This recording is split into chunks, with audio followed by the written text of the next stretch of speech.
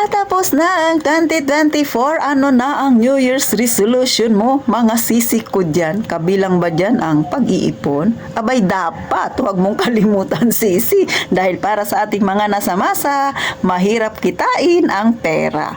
So, for today's video, yan ang pag-uusapan natin mga kasari ha. Sana makatulong kahit papano sa inyo itong aking isi-share.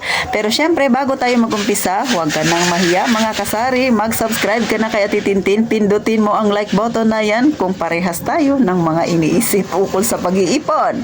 At syempre, pakishare naman para maabot pa ang iba nating mga sisi na may ganito ring gustong malaman, may ganito ring gustong topic mga kasari ha, ukol sa ating tindahan, ukol sa pag-iipon at kung ano-ano pang mga bagay na nire-request ninyo kay Ate Tintin na i-topic natin. At eto na, umpisa na natin ang real talk nating chismisan. Pero dahil linggo ngayon, gaya ng ipinangako ko sa inyo na tuwing linggo, mga kasari, tayo ay magkakaroon ng shoutout portion mga kasari. So, unang-una na dyan sa listahan natin na lagi nanonood, si Ma'am Ellen Pilar.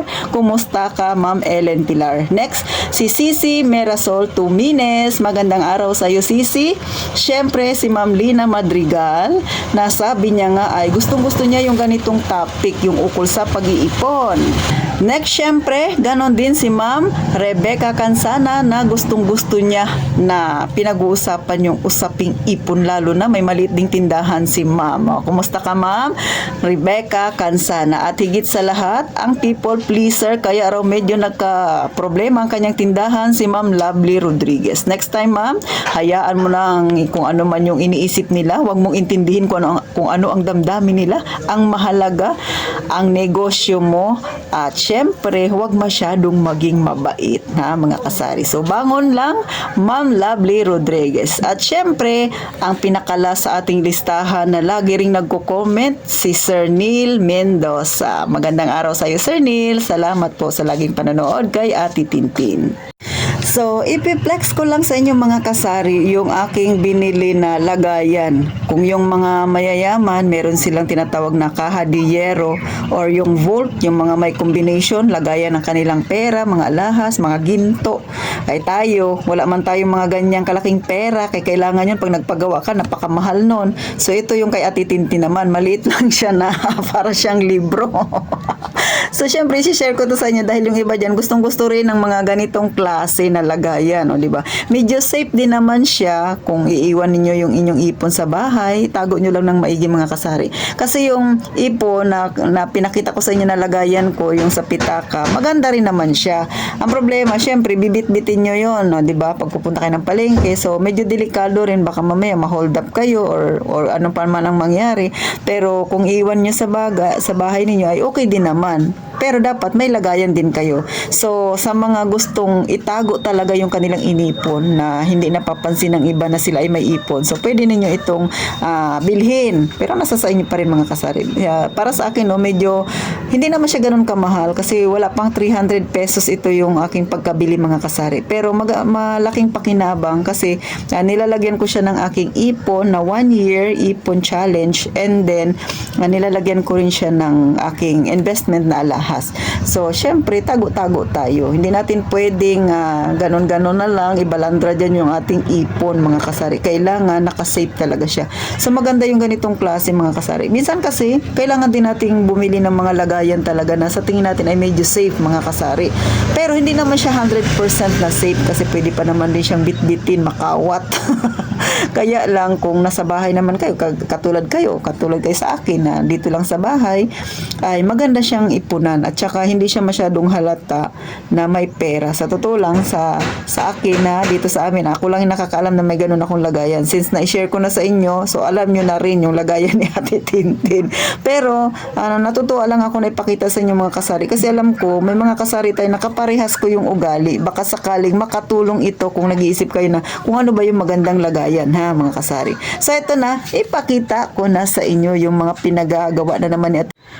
So, eto mga kasari, yung binili ko, mag 3 days pa lang ito sa akin. So, para siyang dictionary talaga, di ba? Pati yung kapal niya. So, kung yung mga mayayaman, may caja de hierro na tinatawag, si Ate Tintin ay hindi naman mayaman dahil pangmasa ako. So, ito lang yung kaya kong bilhin. So, yung pinaka-cover niya or pabalat niya, para siyang cardboard na makapal. Then, ito, Matibay naman siya, oh, lata. Tapos meron siyang dalawang susi, mga kasari. Oh, matibay naman na din siya. Din, oh. Diba? So, ito yung tsura niya sa loob. So, pwede ka maglagay ng pera, pwede ka maglagay ng alahas. Kung tinatamad ka magdala ng pera mo pag naglalakad-lakad ka, tapos iiwan mo lang sa bahay, ilak mo lang ng gusto yung bahay mo. So, pwede na itong taguan. Hindi naman na siya halata na taguan ng pera. Kasi nga mukha lang siyang libro. So kung mahilig ka sa mga libro, pwede mo itong isama sa mga gilid para hindi alata ng mga kawatan.